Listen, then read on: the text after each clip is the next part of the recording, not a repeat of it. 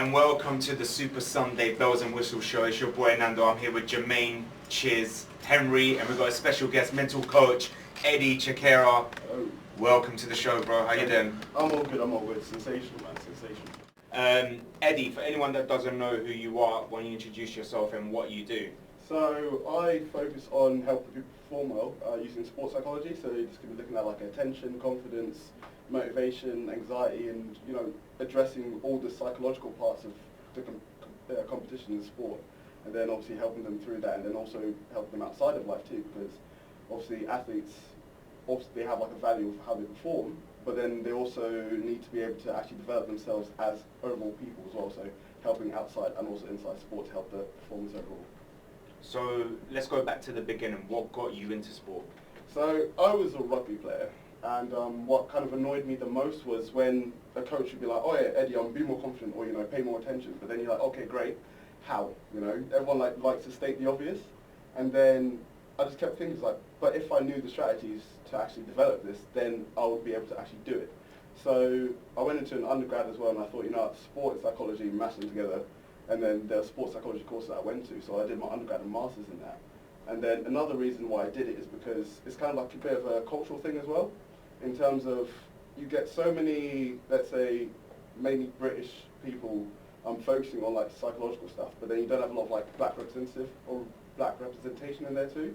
And I thought to myself, I've never seen anyone like really portrayed in that way, and I want to be one of the first to really make it a lot mainstream and really give that information out there for different boxers or different footballers or different rugby players as well, so they feel like someone actually represents them and may have gone through the same experiences and know like the cultural bits of, let's say, because I'm from Zimbabwe, bringing the African culture in there as well and know and relate to what they're saying and what their needs are, and then also help them as an overall player in that way too. So there's kind of like the two main reasons why I decided to take this further, and I'm enjoying it so far. That's good. Yeah. Where did you go to study your degree and masters? So my undergrad was in the University of Chichester, and then my masters was in St Mary's, Twickenham.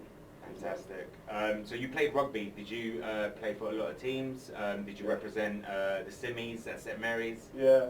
So literally such a range of teams. So my position was a flanker. So for anyone who doesn't really know rugby, basically their role is literally just to tackle everything and anything in sight.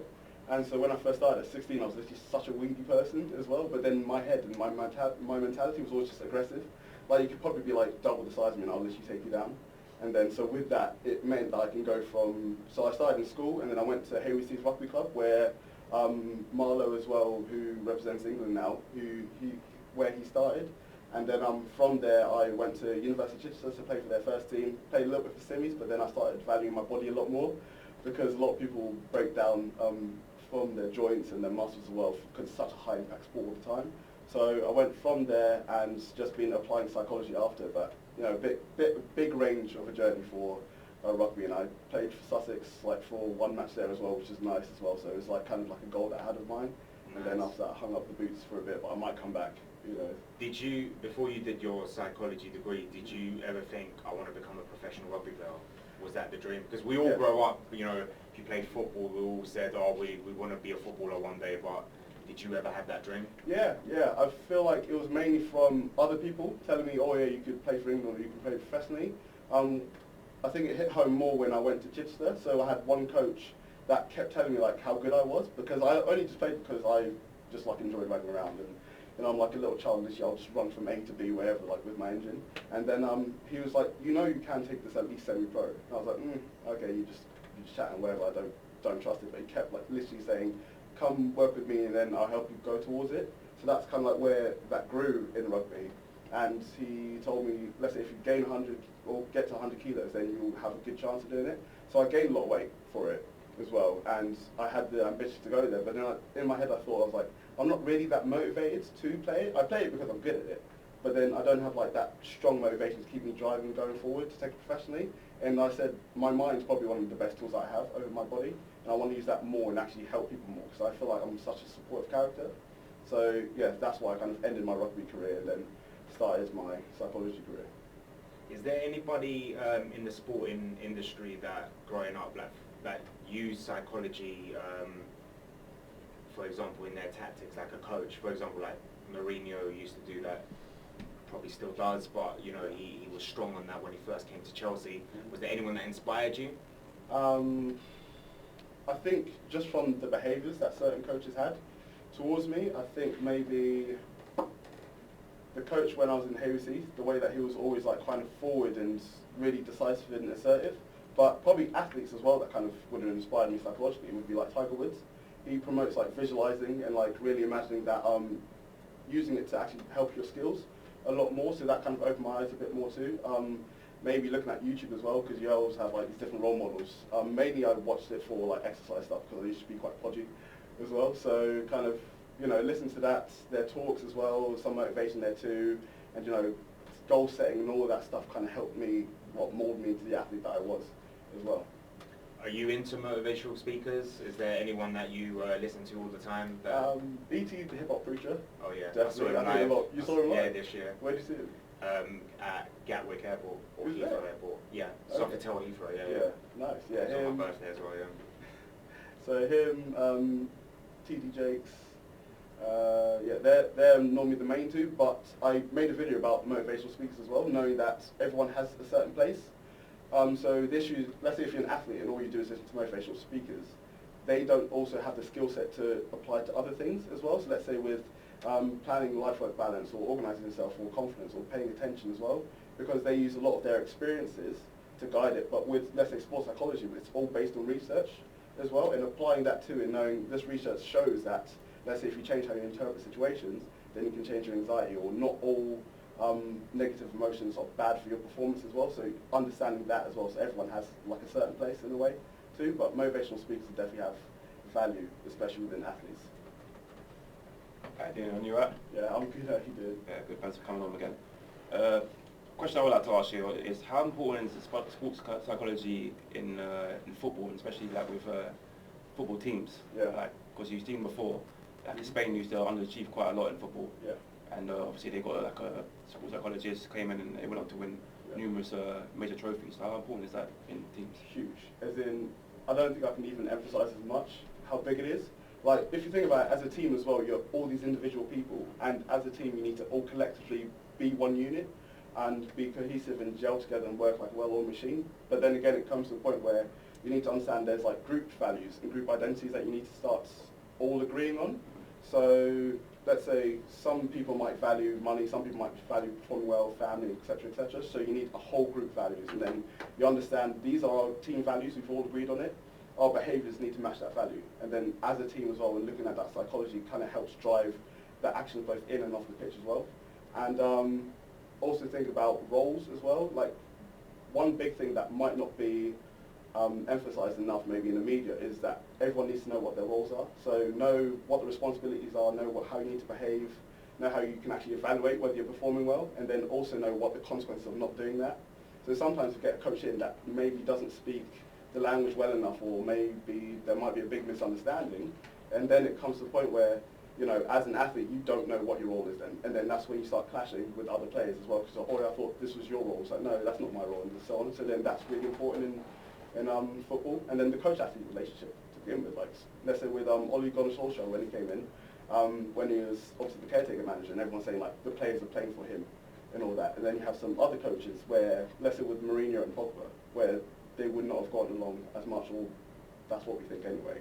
And then the relationship isn't that great as well, and that may impact, let's say, how much effort they put into the coach's vision and so on and so forth, or vice versa. So it's literally, psychology is so important in football as well, with group dynamics.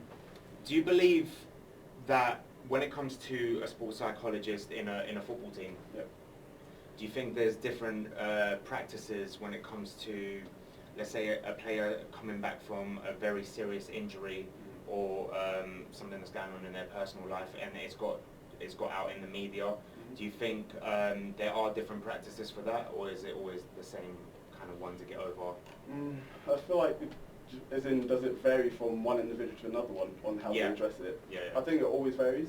Like I said, psychology is so complex anyway. Like, you can have two people that seem the same, but then there's so much more in depth within it.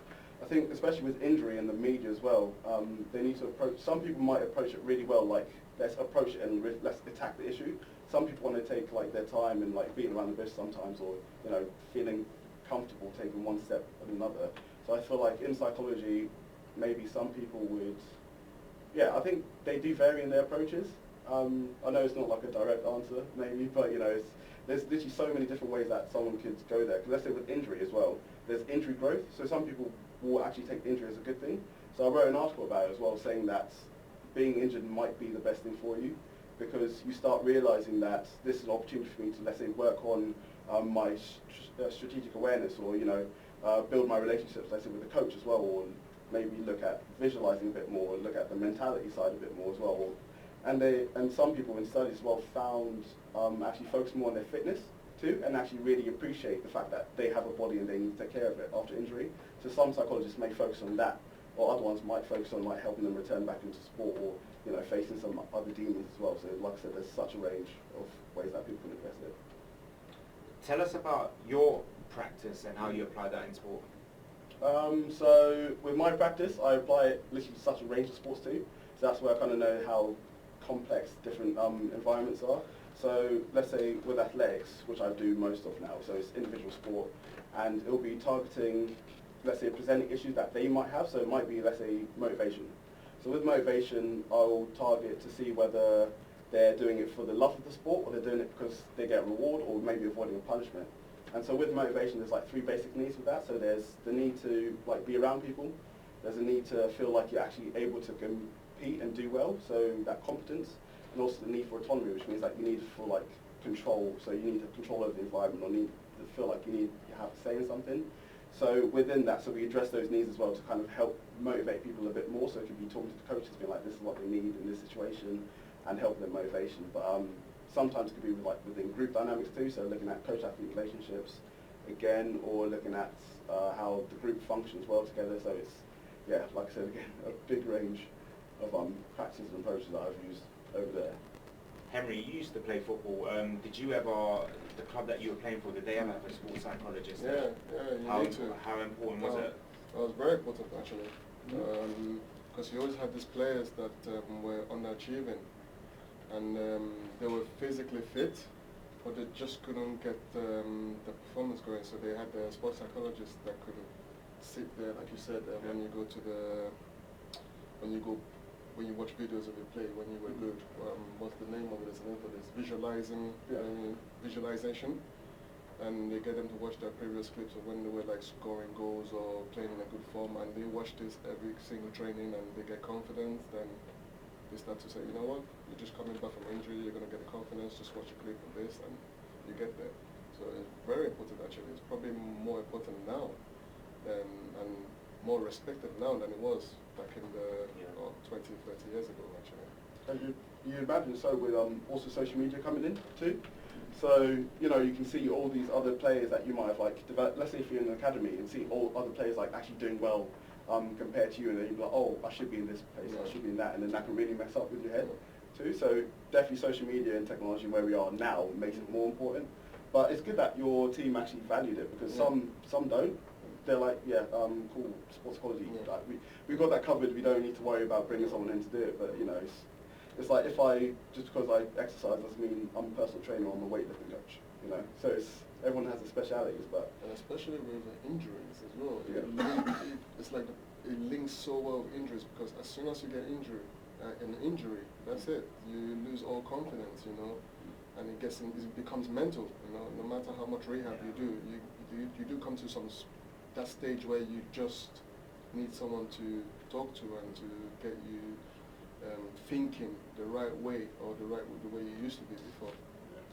Yeah, but we've had players come up before in the past who've had serious injuries and been out a long time, and they sometimes feel like they're alone, they're neglected, because where they see their teammates training every day, fitting well, they feel missed out because obviously they're injured. So it's always good to have someone to come and talk to and get you through those bad times. And I think like an experience that I had is when I went to this boxing club and I was giving a workshop, and we were just talking about, let's say, like emotions. And then, so it was a mix between pro boxers and just amateur white-collar ones. And so one pro boxer was like, I literally feel nervous all the time. And then an amateur was like, wait, what? Like, you get nervous still? He's like, you've been doing this like for 15 years, how do you still get nervous? He's like, it still happens. And like, having those group settings where you can actually start talking about that as well can change the whole dynamic of like how people view sport or how the individual feels about themselves, because like it's normal as well. Just because someone says they don't feel nervous, sometimes they just say it, you know, just to throw their opponent off as well. Like especially like in boxing conferences as well, they'll be like, yeah, you know, I'm not nervous, like this guy's is nothing, but inside they might be shaking. And then if you want to be like in a group setting, you want to actually be able to, you know, tell other people your experiences, and then the whole group will actually understand that my psychology is actually important, and then I'm not alone in what I'm feeling. And then you can start creating support groups too, which will help you out, especially with the injury as well, which is what helps. Do you think that when a player retires, I think most players take it hard, that they're leaving the sport that they love. Do you think that the club should arrange for a psychologist to see them as well, to develop life after football, whether they take it as in going into coaching or anything else? Because we have seen in the past where footballers, you know, after football, they suffer from mental health. You know, we had the tragic incident with Gary Speed, and you know, and there has been others as well. Do you think that's very important? Very. So not just in football, by the way. But in any sport. Sport. So within sports psychology, it's called like just career transitions. So you'll start studying that, let's say, transition from grassroots to professional, or from academy up into high level. So I know they're focusing a lot more now in academies, especially within football. Like Southampton and Brighton and Hove Football Academy also have their sports psychologists in there, so they'll help people with entry and also exit into their football careers. So it's really important, and let's say like with like Andy Murray as well, because before we thought he would be completely out because of his injury, and realising that he needs coping strategies there. So it might be a case of knowing how to reflect, could be knowing his other options outside of it as well. And a big part to why people take it hard is they identify so much with being an athlete. It's like that. This is all I know. No, this is all I've ever been. This is all I can ever do. But then realising that there's so many other pieces that make up who you are, and having a psychologist actually tell you you're not just an athlete, you're so much more than that, kind of helps, and then talking through that and understanding that as well. Wow. Right, Chiz, you have a question for Eddie. Yeah, you mentioned about Mourinho and Pogba, how if they don't like each other, there's sort of some conflict, and how would you sort that out? Good question. How would I sort that out?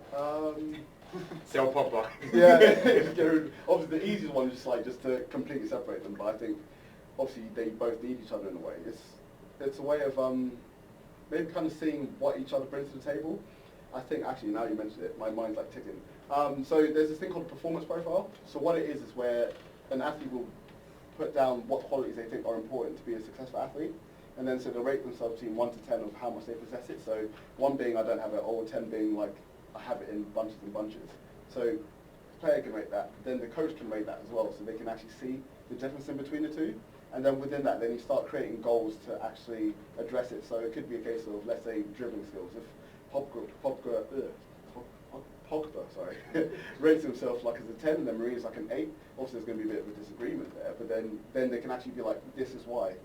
If you think about it, normally I think issues with coaches and athlete relationships is a communication breakdown. It could be it could be from both ends or just one to the other, being like, one, you just might start talking to somebody else, but the other person's just not listening. You know, so there's a book I was reading as well called How to Think. So if someone's talking to you and they say one thing that kind of bugs you in the wrong way, that stops you from listening to anything else that's happening for the rest of the talk. You know, I feel like normally a lot of people have experienced this as well, me and myself. Nando, when he talks about it, yeah, he just kind of blocks that one, yeah. Okay. But it's knowing the fact that you need to be aware when you switch off, because it doesn't take away from the value of the next bit of conversation. Yeah. So I feel like it's also getting your egos in check as well, because like I said, I don't know these two people, but they may seem like they are very stubborn in their own ways as well, so you could have like personalities clashing. Yeah. And so you kind of need that kind of place to be like, well, take your egos away from the door. You guys aren't doing that great as you can be doing. Obviously something needs to be addressed here. So how useful is what you're doing now going to be? Sometimes just asking that question as well. Go to the coach being like, are you responding in the way that your athlete needs you to be? Or are you responding in the way for your selfish needs as well? And that's a question I always ask myself too if I'm talking to athletes. Being, I might get offended, let's say if an athlete is like getting bored or something, or like doesn't do the task. But a way that I should approach is like, reflecting back, did I do what I need to do to engage the athlete as much? So let's say if Mourinho was in there, think about, have I actually addressed what the athlete is saying? Am I actually listening to what they're saying too? Because as a coach, you should be at this, obviously people view you in like top of hierarchy, but you also need to realise as well that your responsibility is to take in what the athlete wants and needs, and to, you know, portray yourself in a way that they can understand it in that way too. So, you know, realising that I'm communicating you in a certain way that's not helpful for us too. Let's work on our communication. Let's look at what qualities you think you possess and what I think is the difference, and then how should we move forward? Like, these are the goals we need to set. Yeah. So if it's more dribbling practice, if it's more tactical awareness, if it's more, let's say, being well or being a playmaker as well, that might be one too. Obviously, as Pogba's midfielder as well, like, obviously that's really important. Yeah. So he's quite vital into Mourinho's plan too. So if it's that situation as well, then Mourinho could be like, I need you to do this, and this is what we could do forward. Pogba, do you have any issue with it, or do you have any dramas or any reservations there? And then that communication as well goes back and forth, and that might help too. Maybe we should when we needed you. Yeah. Should have hired me. I probably emailed them. And they come back to me. That's also the not a negative thing, but a downfall of psychology is that you can email or contact as many people as you want, but some people just say like, yeah, now we're right. Yeah. Yeah. Henry, in your experience, for anyone you ever played with, was there ever a clash between players and coach, and how was it dealt with? Oh, yeah. Like big egos, Yeah. etc. There was this guy called, actually I'm not going to say his name. Oh, Because he's a big player in Sweden now. He's playing at the highest level, Allsvenskan. And yeah, when he signed, he already had a big reputation already, and he was an extremely good player. And but he was very confrontational, and he kind of disrupted the whole vibe of the club, of the team. And so even when we won, I mean, he didn't score. It was like he was always pissed off, and you know. And so he had a lot of clash with the manager, and stuff like that doesn't work, especially when you're in a team environment. You can't have ego. Yeah. It doesn't work in a team environment. Yeah. So he was a Zlatan wannabe, Yeah, basically. yeah. Even though he was actually probably the best player in the team, but it just didn't help the team. And when he left, we actually played better as a team. Yeah. Even though we missed his goals, but we played better as a team. So, like, sometimes you have those in cases. Sometimes you have the cases in other sports teams as well, where you have like that one toxic person. One not toxic might be very extreme, but you know, like one like bad egg in the bunch that will change. Lingard.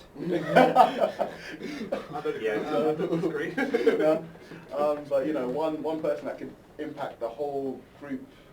Group cohesion is what we call it anyway in sports psychology, and like it's sometimes the leader, sometimes just literally that one person as well that might not have a pivotal role, but can really impact how everyone works together too.